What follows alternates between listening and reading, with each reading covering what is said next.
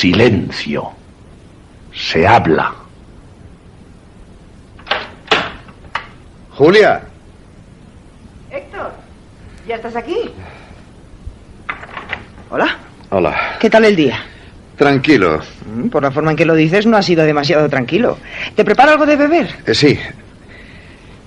¿Y tú? ¿Qué tal tu vuelta al trabajo? Interesante, muy interesante.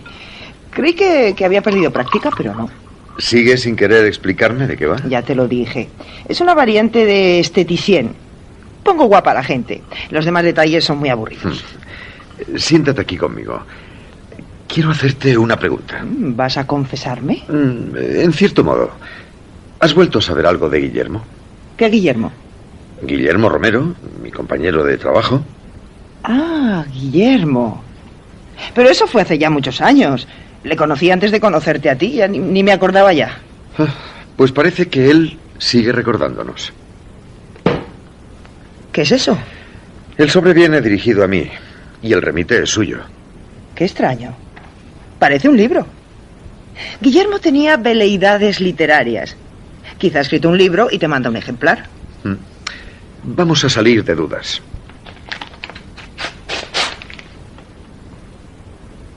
Parece un diario. Es un diario. Sí, el diario de un fantasma. ¿Qué quieres decir?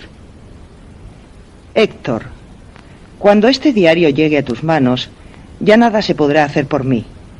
Todo lo que relato en estas páginas, por muy fantástico que pueda parecer, no se aparta un ápice de la realidad. Te ruego, Héctor, en nombre de nuestra antigua amistad, que hagas lo posible por difundir su contenido. Si la lectura de estas páginas sirve para avisar a algún ingenuo viajero, mi espíritu se encuentre donde se encuentre, se dará por satisfecho. Qué extraño. De pronto he sentido como un escalofrío. ¿Estás seguro de que quieres leerlo? Te propongo guardarlo en un cajón y tirar la llave. No. Estoy decidido a leerlo. Pero ahora estoy cansado. Está bien. Si estás decidido, pues voy a hacerlo por ti. Escucha. La conocí una tarde de otoño, cuando la superficie comenzaba a hacer frío y allá abajo, en los túneles del metro, el aire era sofocante y viciado. Cuando el tren estaba a punto de partir, ella apareció en el andén y, contrariamente a la mayoría de los viajeros, continuó caminando pausadamente hacia las puertas que se cerraron antes de que yo pudiera entrar. No parecía atacada por ese prurito que nos fuerza a correr unos metros, aunque no tengamos ninguna prisa o no lleguemos con retraso a ninguna cita. Los escasos segundos que mediaron entre el cierre de las puertas y el arrancar del convoy fueron suficientes para que yo pudiera contemplar su rostro. En aquella primera ojeada, no encontré que la muchacha fuera bella, pero su cara y la disposición de sus facciones resultaban extrañamente atractivas. Apenas si tuve tiempo de ver cómo se dirigía a uno de los bancos antes de que el tren se sumergiera de nuevo en el túnel. ¿A quién se refiere? Pues no lo sé. ¿Quieres que continúe? Te lo ruego. Al día siguiente, me sentí decepcionado cuando a la misma hora aproximadamente no encontré a la muchacha en el andén de la estación. Yo había comenzado a tomar la ruta el mismo día en que la vi por primera vez. Había empezado a trabajar en unas oficinas y supuse que la joven podía ser una viajera habitual de aquella misma hora. Quizás salía de su trabajo como yo y coincidiríamos en la estación muchos días laborables. Claro que también podía tratarse de una viajera ocasional y en ese caso difícilmente volvería a verla.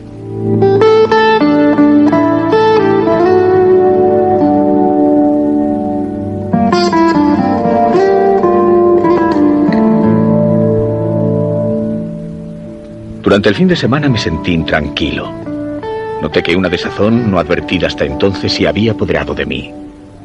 El lunes, apenas desembarqué en el andén de la estación, me di cuenta de que lo que me había desazonado era la posibilidad de no volver a ver nunca más a aquella muchacha. Las horas de trabajo se me hicieron eternas. A media mañana estuve tentado de salir con una excusa y bajar al andén de la estación por si la veía.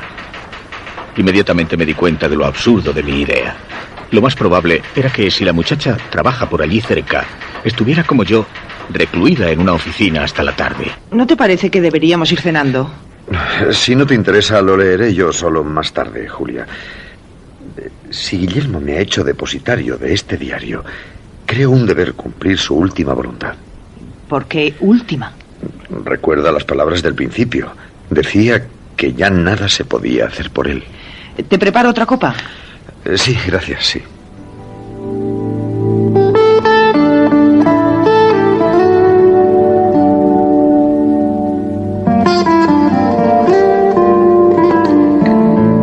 Me las ingenié para estar junto al reloj de fichaje, unos segundos antes de la hora de salida de la oficina. Cuando el segundero completó el último minuto, introduje mi ficha en la ranura y salí corriendo. Bajé de 2 en 2 las escaleras del metro y escudriñé el andén en busca de la muchacha que todavía no había llegado o ya se había ido.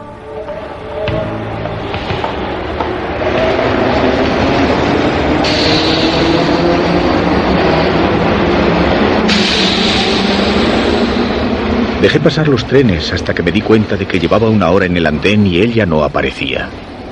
Ya me disponía a subir al convoy cuando la vi. La joven, pausadamente, se dirigió hacia el tren cuyas puertas se cerraron antes de que pudiera entrar. Yo, que ya me había levantado para seguirla, volví a sentarme en un banco al ver que ella hacía lo mismo en otro, distante unos metros de donde me encontraba. 3/4 de hora más tarde, la muchacha continuaba sentada en el mismo banco. No parecía tener prisa ni esperar a nadie. Daba la impresión de que, sencillamente, miraba pasar los trenes. En cierto momento en que no había muchos viajeros en el andén, buscó algo en su bolso y, sacando lo que me pareció un rotulador, dibujó algo a hurtadillas sobre la superficie de la pared. Casi inmediatamente, hizo su entrada un tren en la estación y la muchacha subió a él. A fin de pasar inadvertido, subí en el vagón contiguo y la contemplé durante el viaje a través del cristal de la puerta de comunicación.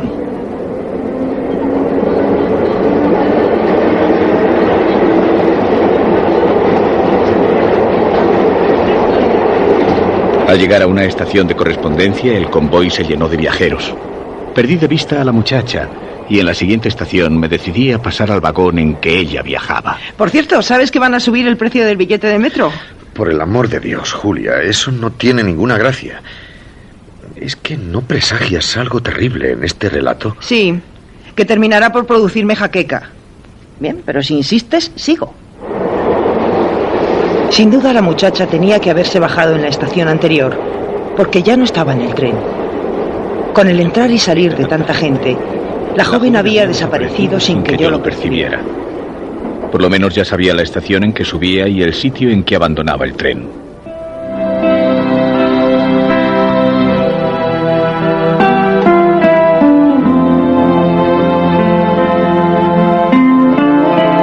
Pero ni el día siguiente ni los demás días de la semana volví a encontrarla. Esperaba en el andén las horas muertas, haciendo cábalas y suposiciones fantásticas. Estará enferma. Habrá tenido que quedarse hasta tarde en el trabajo. Como hace buen día, habrá tomado el autobús. Ninguna de aquellas suposiciones me satisfacía enteramente, pero todas podían resultar plausibles. ¿Acaso no la vería más? Después de tantas tardes de espera, la idea de no volver a verla se me hacía intolerable. Me habría enamorado de ella. Resultaría absurdo. Solo al primer golpe de vista, sin conocerla. Un viernes, último día laboral de la semana, subía decepcionado la escalera de mi casa cuando, de súbito, una idea me vino a la mente. El rotulador. ¿Cómo lo has sabido? Muy sencillo. Es la única pista que queda de esa misteriosa muchacha. A veces creo que te subestimo. Escucha. Bajando de 2 en 2 los escalones, salí a la calle y corrí hacia la boca del metro. ¡Claro! El rotulador. ¿Cómo no se me había ocurrido antes?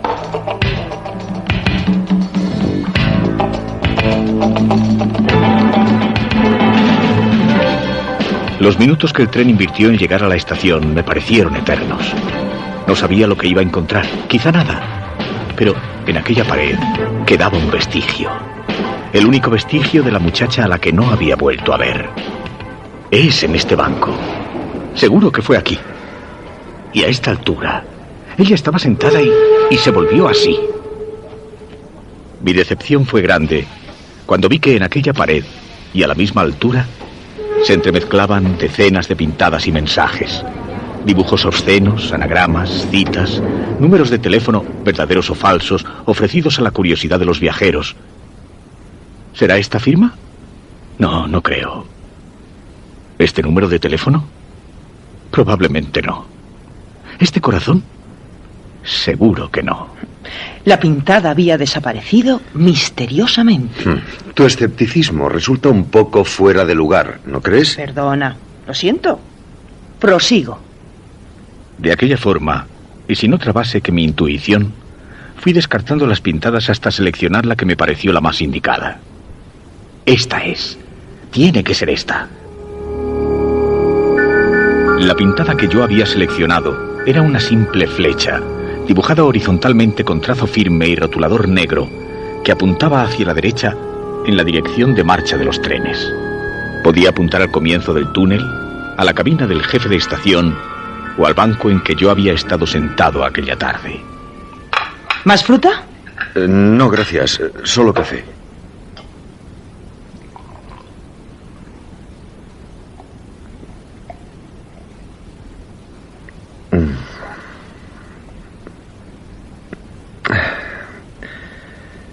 ¿A qué sabe? A café, supongo. ¿Por qué? Me sabe mal la boca desde hace una temporada. Algo de estómago, imagino. No quiero más azúcar. ¿Te importa seguir leyendo? Oh, por favor. Transcurrieron varios días y no volví a encontrar a la muchacha del metro. Permanecí en aquella estación durante horas, mirando el paso de los trenes y escrutando los rostros de los viajeros. Se dibujaron otras pintadas en la pared y la flecha aquella, que parecía haber atravesado mi corazón, quedó oculta bajo la maraña de trazos.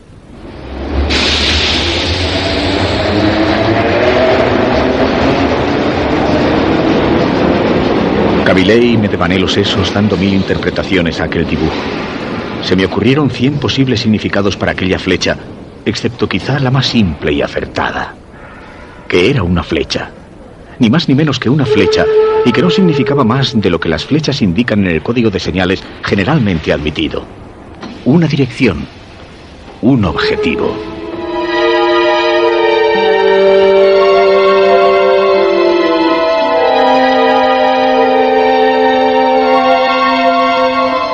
Un día, tras recorrer el trayecto que separaba la estación en que habitualmente lo tomaba hasta la siguiente, el convoy sufrió una avería y los viajeros nos vimos obligados a esperar en el andén la llegada del próximo tren.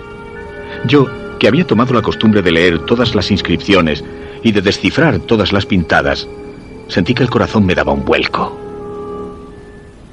En una pared de aquella estación tan próxima a la mía, y en la que no me había detenido nunca, hallé una pequeña flecha negra recién pintada. La tinta está todavía fresca. Hasta se puede oler. Ella ha estado aquí hace un momento. Quizá todavía esté aquí. Recorrí el andén atestado de gente. Me fijé en los rostros de todas las mujeres, recibiendo ojeadas de desdén de muchas o miradas inquisitivas de sus acompañantes, pero no hallé a la que buscaba. Abandonando el andén, corrí por todos los pasillos y galerías, provocando sobresaltos en las personas que deambulaban por ellos. Regresé al andén. Volví a mirar por todas partes, pero fue inútil. Se está burlando de mí. Está jugando. El desasosiego me hacía desbarrar. Más tarde, en mi casa, consideraba que los intentos de burla y de juegos que había atribuido a la muchacha no podían sino ser frutos de mi propia imaginación. Ella no me conocía ni sabía nada de mí. Presiento que está a punto de entrar en contacto con la mujer misteriosa. Quizá. Sigue, por favor. Tanto empeño puse, y tan grande fue mi desazón, que el destino quiso darme una tercera oportunidad. Cuando viajaba en un convoy del metro un día festivo, vi a la muchacha sentada en uno de los bancos de una estación. Inmediatamente descendí del tren y me senté en otro banco, alejado unos metros del que ella ocupaba. El andén se vació rápidamente, y debido a que era domingo y la estación poco concurrida, quedamos solos en ella la muchacha y yo. Yo la miraba a hurtadillas. Ella parecía contemplar con indiferencia los anuncios del andén de enfrente. Esta vez no se me escapa. Tengo que hablar con ella. Tras algunos momentos de vacilación, me levanté y fui acercándome al banco de la muchacha. Ella continuaba contemplando la pared de enfrente. En cierto momento, sacó el rotulador de su bolsillo y se dispuso a dibujar algo en la pared. Precisamente entonces, yo llegaba a la altura del banco. ¿Qué va a hacer, señorita? Nada. Sin poder evitarlo, me había delatado en cierto modo. Va a pintar una flecha, ¿verdad? Sí, iba a pintar una flecha. Ahora me preguntará cómo lo he sabido, me dije. Pero la muchacha no hizo ningún comentario.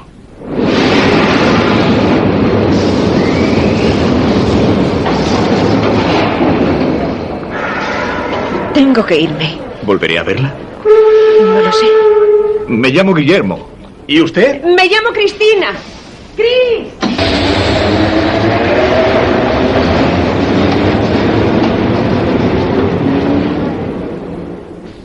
Por fin sabemos el nombre de la bella desconocida. No sabemos más que eso. Y me temo que es todo lo que Guillermo supo de ella. Los maridos somos en el fondo unos ingenuos.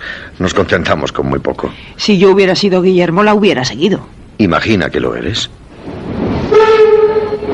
Simulando que me alejaba, antes de que se cerraran las puertas, entré en el vagón contiguo.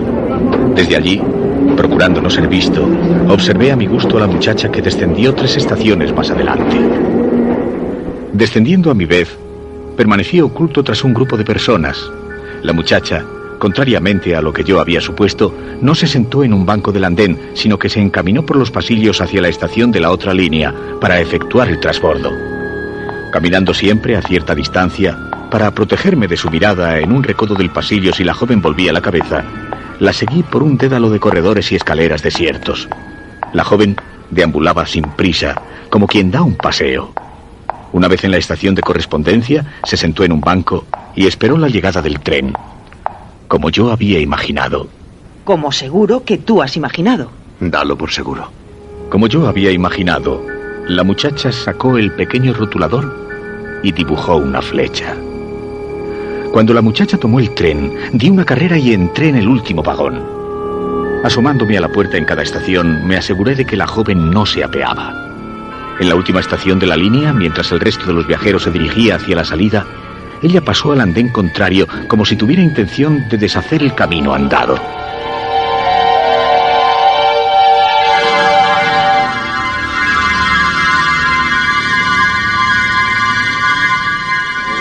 Durante muchas horas, la muchacha no hizo otra cosa que viajar en el metro y recorrer los corredores pausadamente. Yo supuse en principio que había advertido que la seguía y pretendía despistarme. Después, pensé que no era aquella la razón. Cris, como dijo llamarse, parecía deambular sin rumbo fijo, como quien camina a la deriva por los senderos de un parque sin preocuparse de dónde terminarán por conducirle. Muy próxima ya la hora de cierre del subterráneo, atajando por otro pasillo, me adelanté a la muchacha y cuando ella hizo su entrada en el andén, me encontró sentado en un banco. Cris no pareció extrañarse. Me miró un momento con una sonrisa incierta y se sentó en otro banco cercano. ¡Qué coincidencia! ¿Otra vez nos encontramos? No es una coincidencia. Sé que me ha estado siguiendo durante toda la tarde. Le aseguro que yo no quisiera... Lo que no sé es por qué lo ha hecho. Tiene que perdonarme. Yo tampoco lo sé muy bien. La cabellera de la muchacha era de un negro azabache. En su rostro no había ni una sombra de maquillaje. Espero no haberla molestado. Claro que me ha molestado. No me gusta que me sigan cuando voy de paseo. ¿De paseo por los pasillos del metro? Cris movió la cabeza afirmativamente. En la estación hizo su entrada un tren.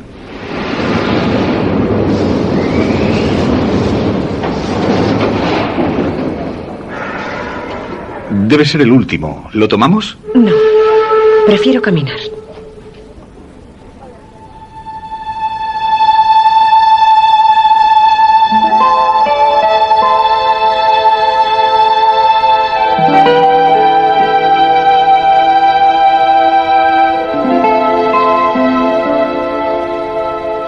Aquí es donde vivo.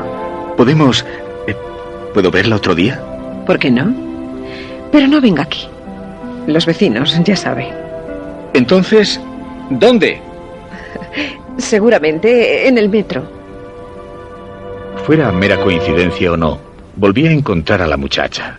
En la estación del metro, claro. ¿Más café? Sí, por favor. Fuera mera coincidencia o no, el lunes volví a encontrar a la muchacha en la estación de metro de mi trabajo. ¿Puedo invitarla a tomar algo? Más tarde. Durante más de 2 horas, acompañé a la joven paseando por corredores y estaciones de metro. Perdone, pero siento curiosidad por saber... ¿Por qué paseo por el metro? A mucha gente le gusta pasearse por la superficie. Yo prefiero hacerlo bajo tierra. Cuando salimos del subterráneo, el crepúsculo agonizaba. A pesar de ello, Chris extrajo de su bolso unas gafas de sol de cristales muy oscuros y se las puso.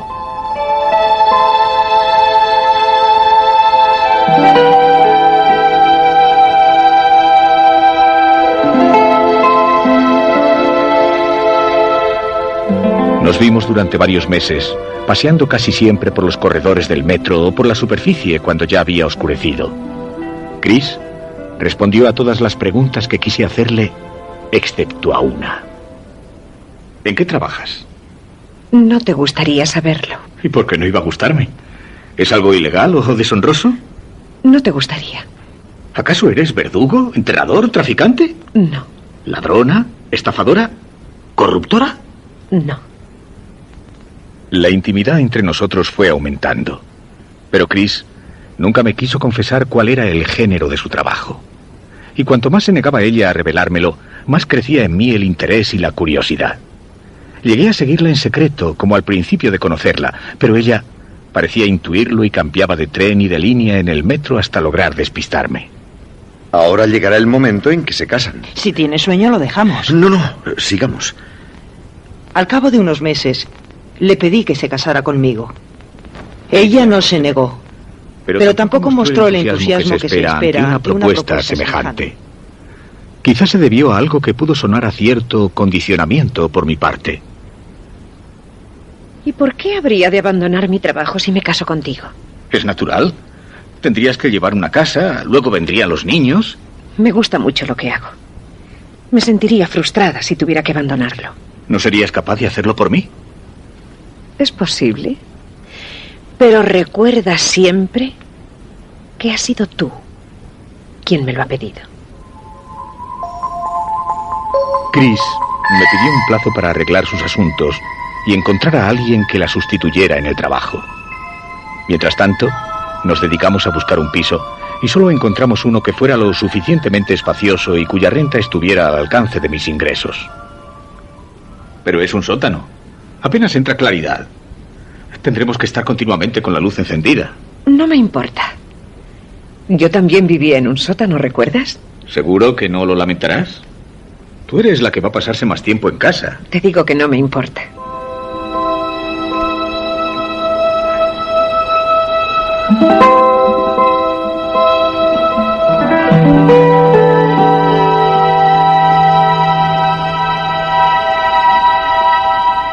Durante los primeros meses de matrimonio, todo fue felicidad.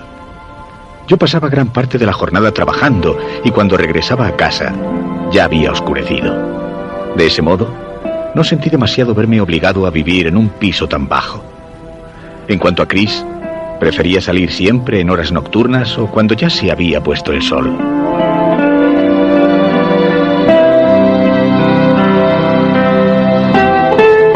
A pesar de que me hubiera sentido muy feliz, la llegada de un hijo no parecía anunciarse. Yo escrutaba el rostro de Chris en busca de una palidez reveladora o de algún signo que denotara el tan ansiado embarazo.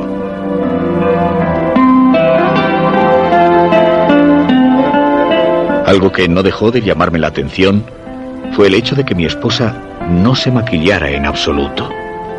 Jamás encontré en su rostro huellas de colorete o de carmín en sus labios. Entre los útiles de aseo de Chris, nunca pude hallar una barra de labios, un lápiz de sombra de ojos o un tarro de crema. Dime una cosa, ¿Por qué no te maquillas? Nunca me he maquillado. Ni lo haré jamás. ¿Acaso te molesta? No me molesta. Es mera curiosidad. Mera curiosidad. Igual que cuando te empeñabas en saber en qué trabajaba. Bueno, no lo tomes así, mujer. No tiene ninguna importancia. En aquellas circunstancias, no me atreví a decirle a mi esposa que otra de mis curiosidades era saber por qué continuaba paseándose algunos días por los pasillos del metro. Fue una casualidad, pero un día en que pude abandonar el trabajo mucho antes de la hora habitual, al bajar del tren en la estación próxima a mi casa, vi a Chris que tomaba el mismo metro. Tuve tiempo de retroceder y subir en el último vagón. Cuando Chris descendió en una estación muy alejada, procuré seguirla disimuladamente. Ella se limitó a pasear como hacía antaño, pausadamente, como gozando de aquellos miasmas y de la luz artificial del subterráneo.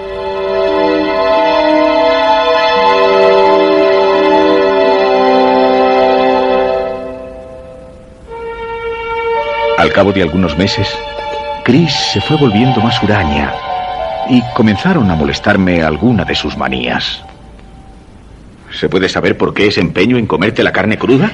Me gusta. Y no soy un caso especial. Mucha gente se limita a aderezar el picadillo con ajo y perejil. Si la carne es buena, es preferible no freírla. ¿Tú crees? Chris afirmaba, y sonriéndome, me invitaba a besarla, mientras colgaban de sus labios fragmentos como pequeños gusanos de carne picada. ¿Y el hígado? ¿También la gente se lo come crudo? A mí me gusta. Ya que estamos en ello, también me gustaría a mí saber por qué te ha dado por volver a pasear sola por los pasillos del metro. También vas a reprochármelo. Me aburro en casa. Me obligaste a dejar mi trabajo. ¿Te molesta que haga lo que quiera con mi tiempo libre? Si tuviéramos niños. De esta forma, nuestras relaciones se fueron agriando, especialmente por parte mía, ya que ella, dejando aparte sus pequeñas manías, era una esposa a la que nada se le podía reprochar. Yo me sentía incómodo al saber que mi mujer, mientras yo me encontraba en la oficina, se paseaba durante horas por los corredores del metro. Llegué a pedirle, con tal de encontrarme más tranquilo, que volviera a su antiguo trabajo. ¿Quieres que trabaje de nuevo?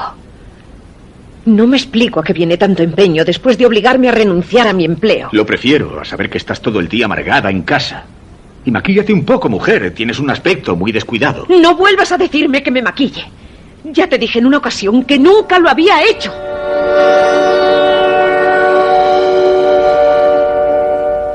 Yo encontré desmesurada la reacción de mi esposa y me prometí no citar nunca más la cuestión del maquillaje, que tanto parecía molestarla. Me gustaría que volvieras a trabajar, de veras. Pues se parece algo a mi caso. Yo no te lo he pedido, pero tú has vuelto a trabajar, aunque no nos hace ninguna falta. A mí sí. Me ahogaba en casa. ¿Y cómo es eso de esteticien? No he dicho nunca que fuera exactamente esteticien. Oye, ¿no te gustaría escuchar la continuación del diario de Guillermo? A cambio, prometo hacerte más café. No puedo negarme.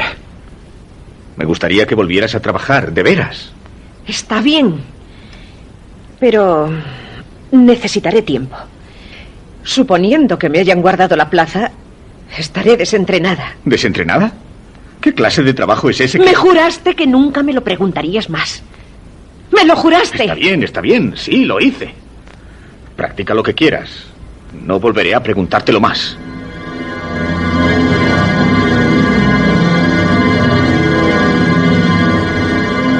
Algunos días más tarde, me sentí indispuesto y tuve que quedarme en casa. A pesar de que no tenía fiebre ni síntoma alguno de enfermedad, era presa de repentinos ataques de sudor y de debilidad que me obligaban a permanecer sentado o en cama el mayor tiempo posible. Chris me cuidaba con esmero, aunque a veces se encerraba en un cuarto para practicar lo del trabajo, como decía ella. Yo, fiel a mi promesa, no le volví a preguntar en qué consistía aquel entrenamiento. Ni siquiera pude poner objeción cuando percibí que, tras la sesión de prácticas, mi esposa echaba la llave a la habitación y la guardaba a buen recaudo. ¿Cómo te encuentras? Mejor. pero todavía estoy un poco débil. Tómate este caldo. Te sentará bien. Y deberías tomarte la carne cruda. Tiene mucho más alimento. Tanto insistió Chris en el tema que un día me decidí a probarlo. Tomando con mano trémula el tenedor, me llevé a la boca unos fragmentos de picadillo. Ante mi sorpresa, encontré que tenía un sabor agradable. El aderezo de ajo y perejil le daba un sabor picante y muy sabroso. Hasta me atreví a probar el hígado crudo como hacía mi esposa, pero como experimentara arcadas, tuve que desistir. Toma, bebe. Lo has hecho bien cargado. Pero no sé... ¿Qué? Sabe raro. Pues será el agua. ¿Tú no quieres? Prefiero un té.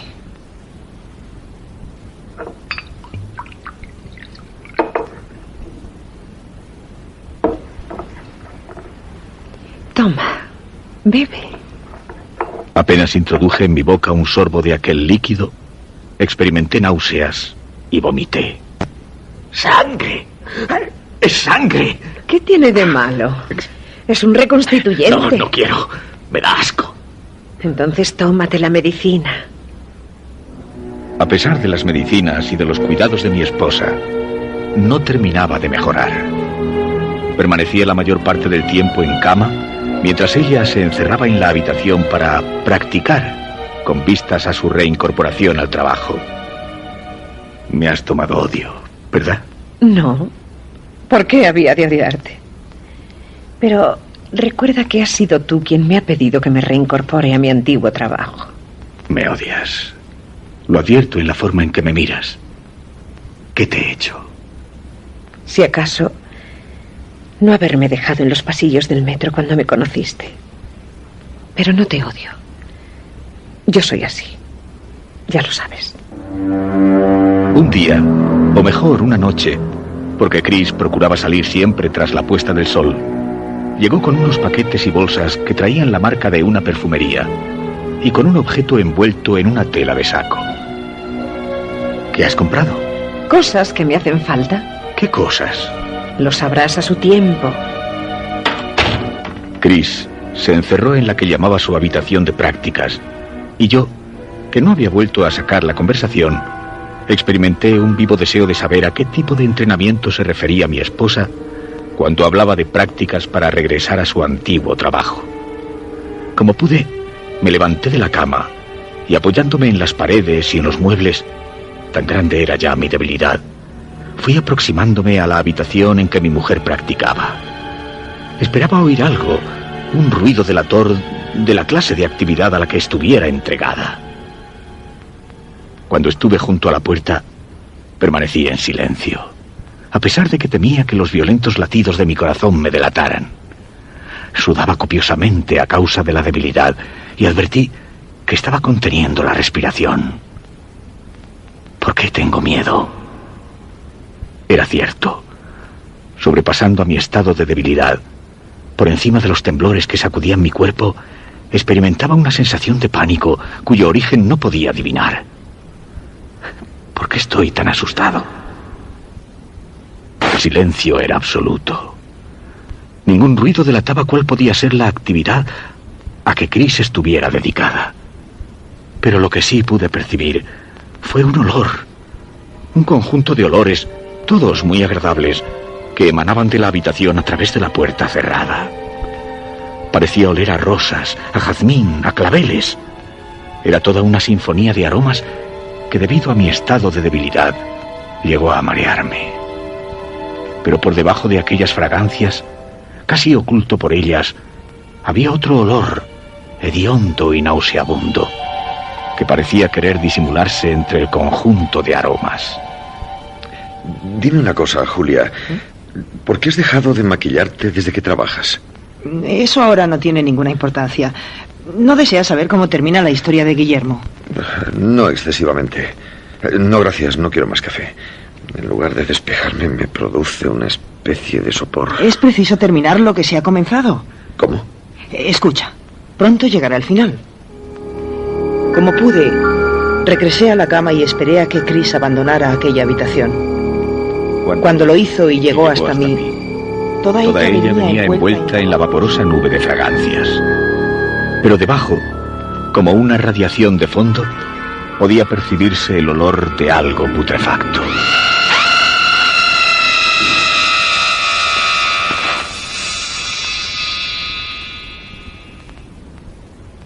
A partir de aquel día, cada vez que Chris se aproximaba a mí, lo hacía envuelta en aquella nube de fragancia, en el fondo de la cual yacía, casi oculto, aquel hediondo olor.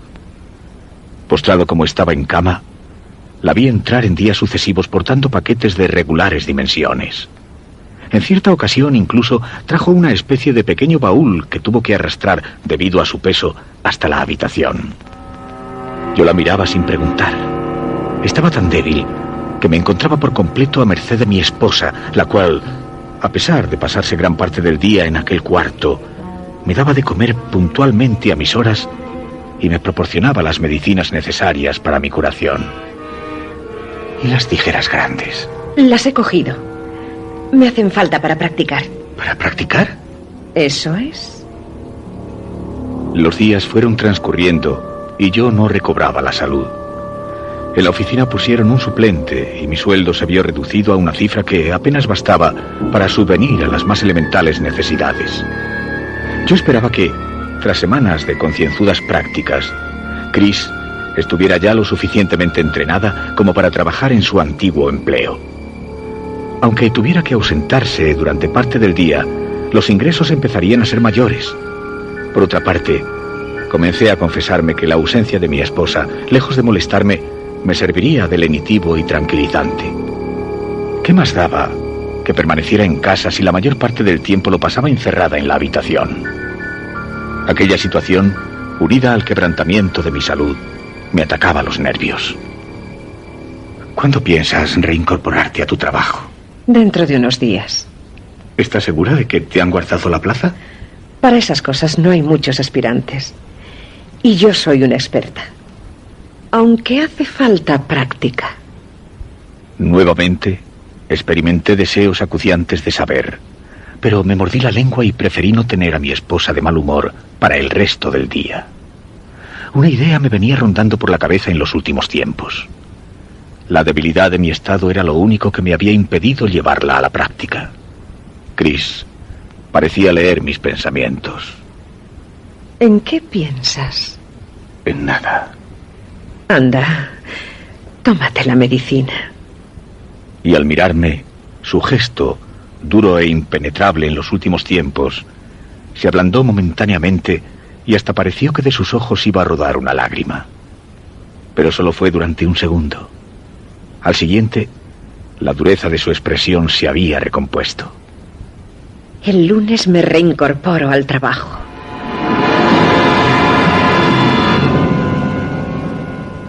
Yo, debilitado por la enfermedad, asentí en silencio.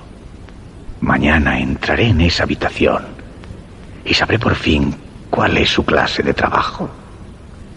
Chris me miró torvamente, como si hubiera adivinado mis pensamientos. Durante el resto de la jornada se dirigió a mí de forma hiriente, como quien está deseando provocar una discusión para justificar lo que ya ha planeado de antemano. Yo, confuso en principio, respondí acremente a sus observaciones. Después intuí que aquello parecía formar parte de un plan conscientemente establecido y me mantuve en silencio. De todas aquellas frases, me impresionó especialmente una que no supe descifrar en su integridad. ¿Cuál era? Por favor, Guillermo, no me lo pongas más difícil. Me llamo Héctor, ¿recuerdas? Y no trato de ponerte nada difícil. Esa frase la dice la esposa de Guillermo. Por favor, Guillermo, no me lo pongas más difícil. Aquella misma noche, caí en un estado de postración y fui víctima de una debilidad extrema. Por vez primera, rehusé tomar la medicina cuando ella me la puso delante. ¿Por qué no tomas café de este en lugar de tomarte? No digas cosas absurdas, Héctor. ¿Por qué no tomas tú la medicina? Tómala tú primero. ¿Yo? Es absurdo. Yo no estoy enferma. Vamos, No actúes como un niño.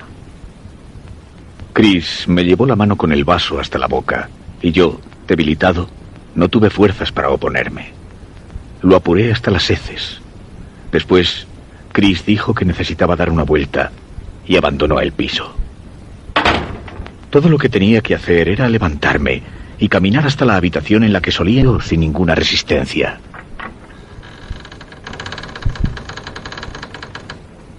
Una densa nube de olores penetrantes llegó hasta mí y acrecentó mi debilidad. Olores acres y aromas agradables, esencias florales y el tufillo inconfundible de antisépticos. Y envolviéndolo todo, coaligando la mezcla, el hedor punzante de la putrefacción.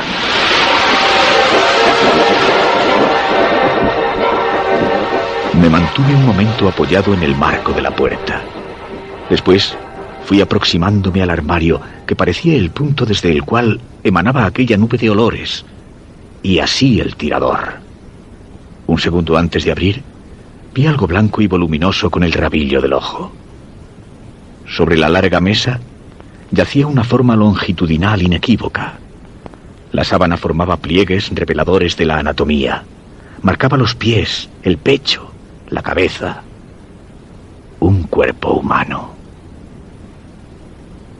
Negándome a la evidencia, me dije que era mi estado de debilidad lo que me hacía percibir formas erróneas.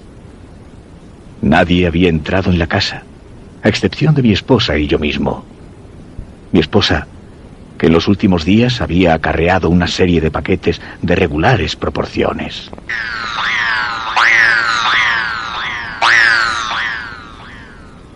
Era preciso asegurarse. Tenía que ver lo que había bajo aquella sábana, aunque fuera la última acción de mi vida. Mi vista se nublaba. El café. Ese maldito café. La medicina. Esa maldita medicina. Llegué por fin junto a la mesa. Tomé un extremo de la sábana y muy poco a poco fui tirando de ella. Un cuerpo femenino, un hermoso cadáver, era lo que yacía sobre el tablero. El único indicio de que aquello era un cuerpo muerto era el sofocante hedor de la putrefacción que el perfume de ungüentos y lociones no había podido ocultar. En otras circunstancias, hubiera podido pasar por una durmiente o por una bella figura modelada en cera. Pero aquello era carne, la obra de un artista. Los cabellos, exquisitamente peinados, brillantes y sedosos, descendían hasta la altura del pecho. El rostro constituía una obra maestra de la cosmética. Un suave maquillaje de fondo daba a la piel el aspecto de frescura y viveza que no hubiera tenido de estar viva. Sobre las mejillas, un sabio toque de colorete imitaba a la perfección el tono de la vida. Los labios, exquisitamente perfilados, tenían como modelada una ligera sonrisa. Los ojos, cerrados en actitud de durmiente, aparecían sombreados y hasta tentadores. El resto del cuerpo, hasta los pies, había sido tan perfectamente maquillado que la carne, a pesar del penetrante hedor que desprendía, resultaba incluso tentadora. Me encuentro mal. El café. Ese maldito café. A punto de perder el conocimiento y sin poder dar crédito a mis ojos, me pareció que aquí y allá, en el inicio de las extremidades y en la base del cuello, la piel estaba surcada por una finísima línea longitudinal. Tuve que vencer el repugnante olor a carne putrefacta. Y al aproximarme más, percibí que lo que había tomado por líneas eran finísimas costuras, perfectos y casi invisibles pespuntes que unían entre sí los diversos fragmentos de aquel cuerpo. Oh, esos paquetes que trajiste. Esos paquetes que trajiste. En cierto momento, sin saber exactamente cómo, Intuí que Chris estaba a punto de volver. Ya había recorrido parte del camino de vuelta hacia mi cama cuando escuché su llave en la cerradura. Desde aquel punto se podía contemplar la puerta. En el umbral apareció mi esposa. Su figura se fue haciendo borrosa y de pronto el suelo se aproximó vertiginosamente hacia mi rostro.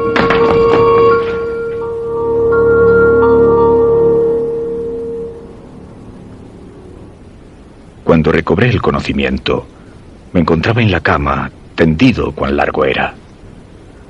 Lo primero que vi fue el bote de la medicina sobre la mesilla. Es veneno. Me has estado envenenando. Es veneno. Quise gritar. Me has estado envenenando. Pero ni una sola palabra salió de mis labios. Era el final. Intenté volver la cabeza, pero ninguno de los miembros de mi cuerpo respondía a las órdenes de mi cerebro. Es el fin. Es el fin. Torciendo los ojos todo lo que pude, vi borrosamente a mi mujer en la otra habitación. Tenía el armario abierto. Un momento después, caminó hasta mí y depositó sobre la cama lo que había sacado del mueble. Frascos de colonia, tarros de maquillaje de diferentes tonos, barras de labios, peines, unas extrañas pinzas de metal, garfios, frascos de alcohol y de formol, tarros de esencias, bisturíes. Chris se irguió ante mí y, extrayendo de una bolsa una impoluta bata blanca, se la puso sobre el vestido. Después me habló con tono amable. Ahora ya conoces mi oficio. Sabes que para regresar me hacía falta mucha práctica, pero la he recuperado enseguida.